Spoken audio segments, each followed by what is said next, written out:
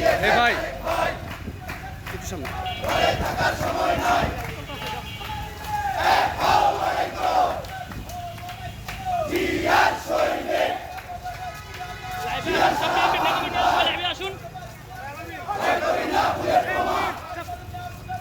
আমরা সবাই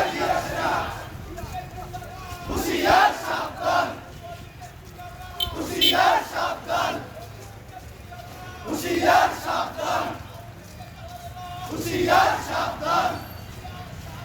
আওয়ামী লীগের দালালেরা